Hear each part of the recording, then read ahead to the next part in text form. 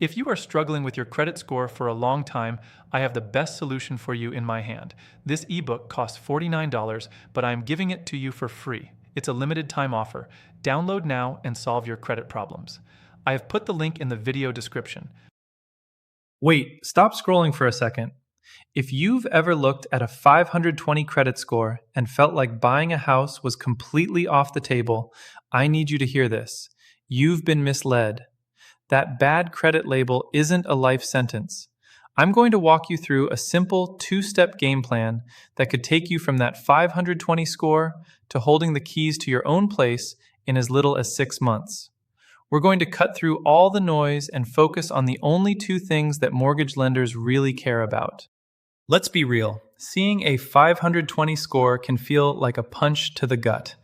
It's the number that gets you those instant no's on applications and makes you feel like homeownership is for everyone else but you. You open up those free credit apps, see that number, and it's just discouraging. But what if that number isn't the whole story? We're going to put that frustration and shame to bed, starting today.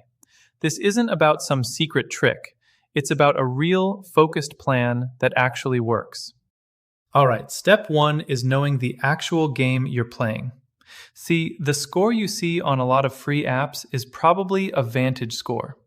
That's fine, but it's likely not what your mortgage lender will use. The vast majority of lenders, something like 9 out of 10, are going to pull your 𝐔𝐒𝐄𝐅𝐔𝐋 score, and they often use older versions specifically for mortgages. For a lot of first-time buyers, the path is an FHA loan. The government's guideline says you might qualify for their low 3.5% down payment with a 𝐔𝐒𝐄𝐅𝐔𝐋 score of 580. Now, keep in mind, individual lenders can have their own slightly higher standards called overlays, so some might want to see a 620 or more. But that 580 is a fantastic first target to shoot for. And honestly, the gap between 520 and 580 is not a giant leap. It's totally doable.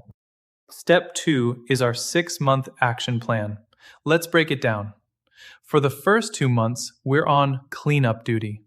You're going to get your full credit reports from all 3 bureaus, Equifax, Experian, and TransUnion. Then you're going to go through them with a fine-tooth comb and dispute every single genuine error you find. We're talking about late payments that were actually on time, or accounts you never even opened. Getting these mistakes fixed can give your score a real boost. Months 3 and 4 are all about the build-up. This is where you laser focus on the 2 things that matter most for your score. First, pay every single bill on time, no exceptions. It's the single most important factor. Second, attack your credit card balances. Your credit utilization, that's how much you owe versus your credit limit, is a huge deal. Your goal is to get that number under 30%. The lower, the better. Finally, months 5 and 6 are the quiet period. This one's simple. Don't apply for any new credit. No new car loans, no new credit cards, nothing. You want your credit profile to be as stable and boring as possible right before you go talk to a lender. Now, one of the most common pitfalls I see is people opening new credit accounts right before they apply for a mortgage.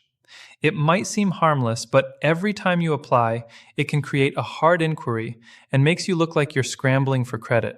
It's just not the look you're going for when you need to appear as a stable, low-risk borrower. So just put a pause on that while you're in the home stretch. And that's really the core of the plan. First, you know your real target, that 𝐔𝐒𝐄𝐅𝐔𝐋 score of 580 or higher. Second, you execute the plan. Clean up your reports, pay everything on time, and get that credit card debt down. Look, having a low score isn't a permanent condition. For many people, it's a temporary problem that has a solution. It takes focus and discipline, but it's straightforward.